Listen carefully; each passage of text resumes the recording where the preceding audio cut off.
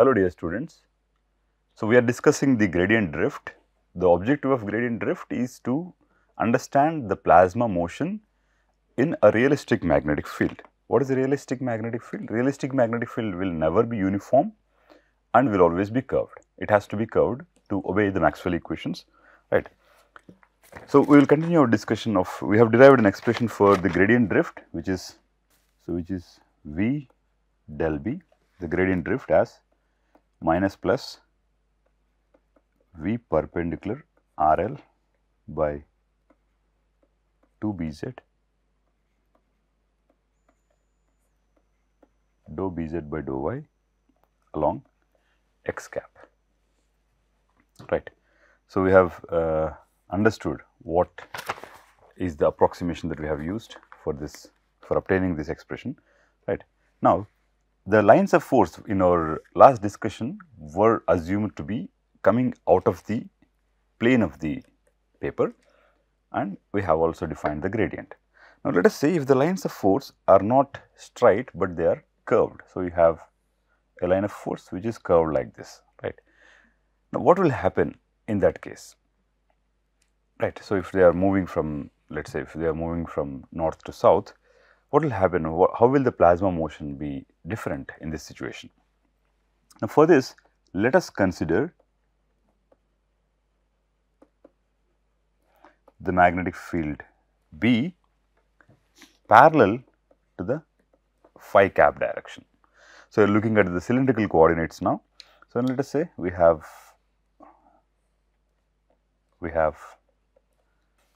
x cap and we have y cap, and we have this z out of this plane. Okay. So, this is the radius RC, and we define phi cap in this direction, or the angle itself as phi, and the unit vector which is denoting the increase of the angle away from the x axis is phi cap. So, this is the angle phi, and the unit vector, the corresponding unit vector is in this direction. Okay. Now, the radius of curvature is, let us say if a magnetic field line is like this, we can say that the magnetic field line is now parallel to the phi cap, right. So, the magnetic field line is going like this. Now, since the magnetic field line is not a straight line, rather it is curved, the radius of curvature is denoted by this RC cap. RC cap is the unit vector. The radius of curvature has to be defined with respect to the center of the coordinate system, and you say this is RC, and the increasing direction is, since this is RC, RC cap has to be this. Both of them are same actually, right. Now, the configuration that we have taken is the magnetic field is parallel to the phi cap. What is phi cap? Phi cap denotes the direction in which the angle phi is increasing, and what is angle phi? Angle phi is denoted in a counterclockwise direction away from the x cap. So, this is the frame that you have, this is geometry that you have taken, right. So, the magnetic field line is parallel to the phi cap, and the angle is measured away from the x axis and towards the y axis, right. Now, if you are taking the cylindrical coordinates, we will write, so our equation is still the same. What is it? The force is equals to Q times V bar cross B bar. This is still the force. But we take a cylindrical coordinate system, we write the respective equations as we take R component, Z component and phi component. These are three. So, the R component equation, so you can also write this as rho Z phi like that. The R component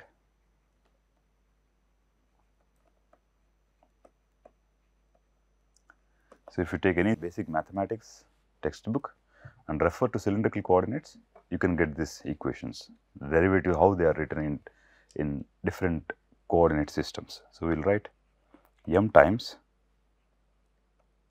r double dot minus r phi dot square is equals to minus q times V cross B. You will only take the R component, the radial component. The velocity v is defined in Vr, V phi, Vz. The magnetic field B is now 0, B phi 0, right. So, V cross B, V cross B can be evaluated as I j k Vr, V phi, Vz 0, B phi 0. So, if you expand the cross product, we can write the radial component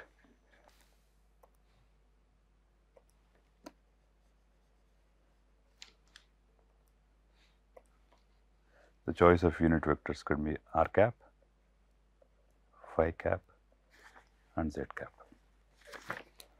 After expanding the curl, we can write m r double dot minus r phi dot square is equals to minus q minus Vz B phi, or it is equals to q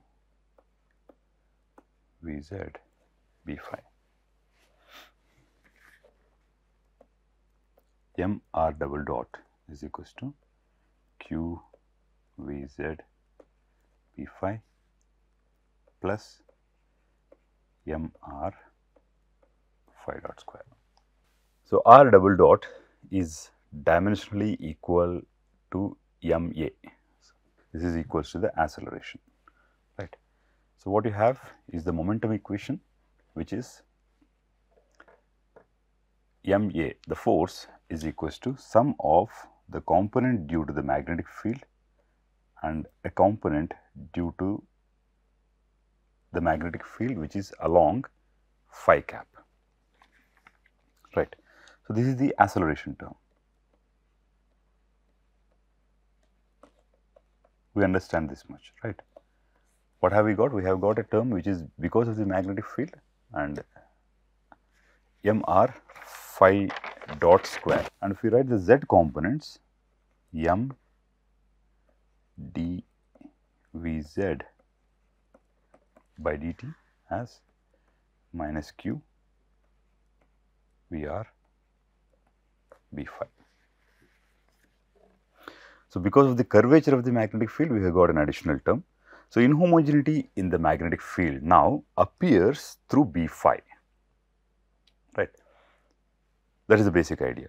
So, B phi, the additional term, is basically due to the curvature. So, you write the additional term, just take out the additional term, F is equals to m RC, because we are looking at RC for a particular flux line which is along RC cap. So, V phi, you should remember V phi is R phi dot. Okay. Now, this is the additional force that the particle is experiencing. Now, we can evaluate the curvature drift, or we call this as from the generalized drift velocity expression, we are going to use the generalized drift as 1 by q times F cross B by B square. But now, in order to accommodate the movement of the particle along a curved line of force, we take this force and evaluate the drift pertaining to that. So, V, we are going to call it as V curvature is equals to minus m RC phi dot square along RC cap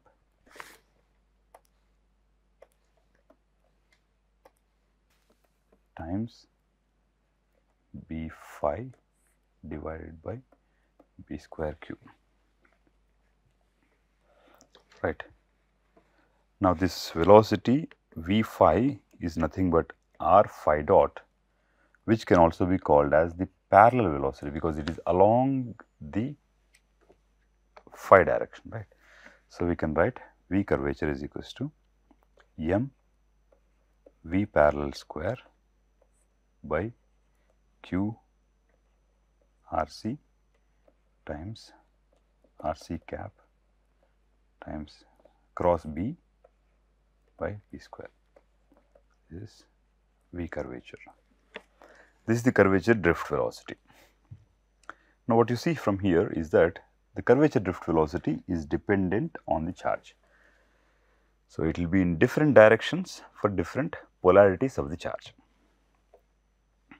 And more importantly, so we can write the electron curvature drift VEC as minus m V parallel square divided by QRC times RC cap cross B by B square.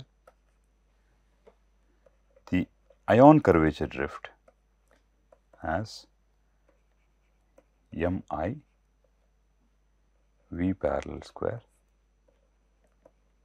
by QRC RC cap times B by B square. So, from this we can infer that the curvature drift velocity is proportional to 1 by RC. So, greater the radius of curvature, the drift velocity will be smaller and is proportional to 1 by B, not B square, 1 by B. So, this is something about the curvature drift. Okay. Now, what we have learned so far is we have learned that if there is a gradient in the magnetic field, we have to think of the gradient drift velocity, and if there is a curvature, there is a curvature drift velocity. But most importantly, you think of any magnetic field, it is always accompanied by gradient and curvature at the same time. So, an example is if you take a bar magnet, like this, you have the north and south pole. The magnetic flux lines will converge and diverge from its poles.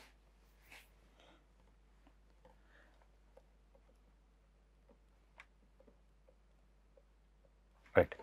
Now, you see, as you move radially away from the bar magnet, the magnetic field strength will decrease. That means, as you go farther and farther, its strength will decrease. So, it is safe for us to assume that there is a gradient towards the magnet. Fine. And at the same time, these magnetic field lines, they have to converge and diverge at the poles. That is the fundamental nature of the magnetic field. So, if they do not converge or diverge, that means you allow a possibility of magnetic monopoles to exist. So, if it has to converge, it has to bend towards a magnetic pole. So, this is the basic nature of the magnetic field, that it will always have a gradient and its lines of force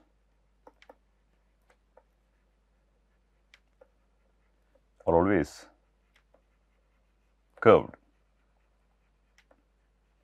Maybe you take a very large distances over which the magnetic field can be assumed to be parallel, but in totality it is always curved, right. So, a realistic magnetic field always comes with these two basic properties, that it will have a gradient and it will also have a curvature. Now, we have evaluated expressions for the gradient drift as well as the curvature drift. Now, we have to find a mechanism wherein we can add these two drifts and give an expression which is valid for any magnetic field, as long as it is not varying with respect to time, right. So, we know that the curvature drift, let us say we write VR for curvature, VR we used Vc for curvature, Vc electron, Vc ion. We write a general expression without involving the charge q to be positive or negative. We write m v perpendicular square by q rc square b square times rc cross b. So, if you look at the earlier expression, we have made use of the unit vector which is along RC, which is RC by mod RC, right. So, this is the curvature drift. Now, one thing is very clear, VR is perpendicular to both RC as well as B, just like the V del B is perpendicular to the magnetic field itself and the gradient. So, it will find a direction which is perpendicular to both of these directions at the same time. So, as the particle is moving along the curvature, it experiences this curvature drift, and at the same time we have del B, which is minus plus V perpendicular RL by 2B square times B cross del B. So, if you recall our last class, we have used B cross dou B by dou Y. The derivative of the magnetic field is now represented as a gradient in any direction, in any possible direction, right, which can be rewritten as minus plus m v perpendicular square by 2q times B cross del B by BQ. What did I do? RL, I have used RL is equals to m V perpendicular by QB, right, m V perpendicular square by 2q B cube. That is why this additional q comes and multiplies this B square, right. Now, we can write half m V perpendicular square as W perpendicular. What is W perpendicular? The kinetic energy in perpendicular direction. So, we can write V del B as minus plus W perpendicular by Q times B cross del B by BQ.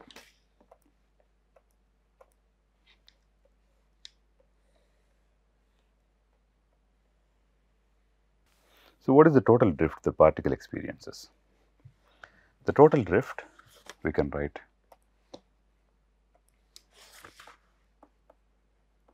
the total drift is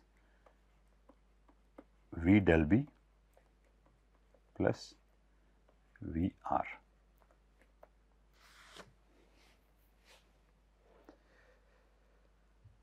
How can we write it? The total drift is equals to 1 by Q m V parallel square by RC square times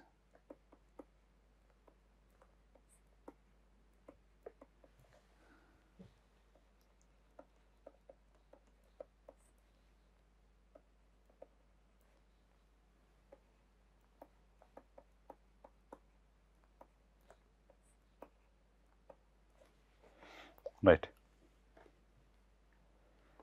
So, this is the curvature drift which is taking care of the parallel component of the velocity, because the particle is moving along phi direction and this drift seems to be affecting the phi component of the velocity, which is the parallel component, and this is affecting the perpendicular component of velocity. Now, if you go back to this expression, this one you see here, So, we basically have V phi. When you have angular velocity, that is how you write the angular velocity, right. So, V phi is nothing but V parallel, which is parallel to the magnetic field. So, in your expression you have made use of this substitution only then, otherwise your expressions were basically written in V phi, right. So, this is the perpendicular and parallel components. Now, if you now we have to find a mechanism wherein we can combinedly write an expression involving both the gradient and the curvature drifts. So, this is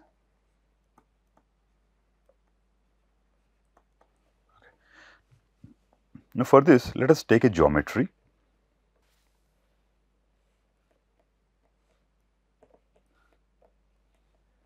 Let us say we have x, y, z, we have the magnetic field along Bz, and there is a curvature like this, B is equals to B along phi cap, and there is a gradient which is del B. So, under that particular geometry, we write the magnetic field B as Br, B phi, Bz. So, we have Br is equals to 0, Bz is equals to 0, B phi is not equals to 0. That means the gradient the curvature magnetic field we are trying to accommodate. So, we have a situation like this in which the magnetic field lines are curved with a radius of curvature Rc, and Rc cap is the unit vector along this, where Rc cap is written as Rc by mod Rc.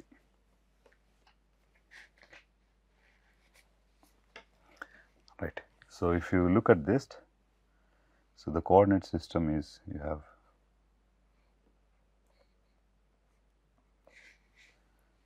this as the phi cap direction.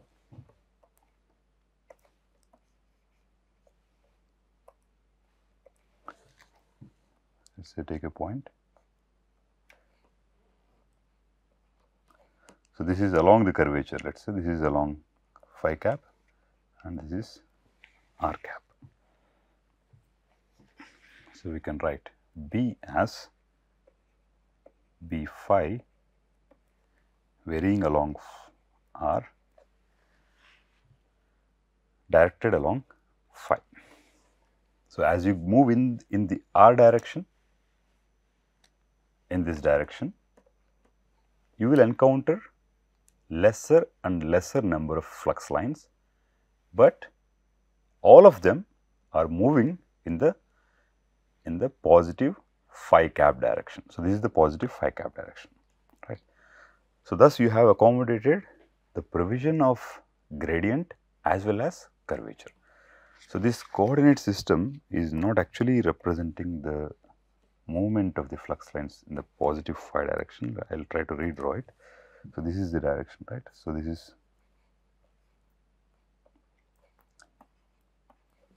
it is, and you have a coordinate which is coming out of the plane, which is the z direction, the dot that I have written here. Okay. Now, if this is del B, how do you define del B? As it has a magnitude del B, let us say, and which is along r cap. So, now I hope you have understood this. Let us go back and revisit the basic geometry of the magnetic field, which is demonstrating the curvature as well as the gradient. You see here, as you go farther and farther in this direction, in the RC direction, the number of flux lines is decreasing. Let us say, okay, like this. That means there is a gradient in the magnetic field in the R direction. That is what is indicated here.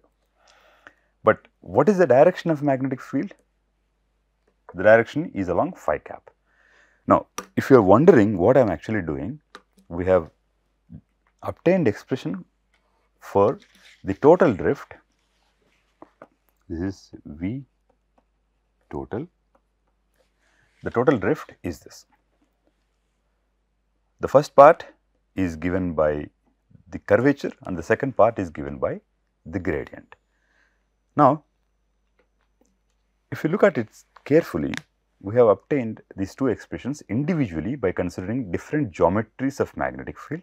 Let us say while we were doing the gradient drift, we never thought anything about the curvature. We thought it is a gradient which is present. We evaluated the average forces along all the directions. Then we use the generalized drift expression and obtain the gradient drift. We have this expression that is coming for that theory. Then while we are looking at the curvature drift, we did not thought of the gradient. We have taken a configuration in which the magnetic flux lines are moving in the positive phi direction, and if the particle is traveling along that, what is the force and what is the drift. Now, what we are doing now is we are trying to see a complete picture wherein we have taken the cylindrical coordinates, we have assumed the gradient to be spread out in the r direction. Yeah, so if this is r direction in which the gradient is present, so that means as you go to higher values of r, you are bound to find stronger magnetic fields. And the magnetic field is of course now towards the phi cap direction, right. Now, having both of these defined clearly, this is the confusion. The magnetic field itself is along phi cap, but the gradient is along r cap. Now, let us evaluate the del cross B expression. Del cross B. And so, in cylindrical coordinates, we can write it as 1 by r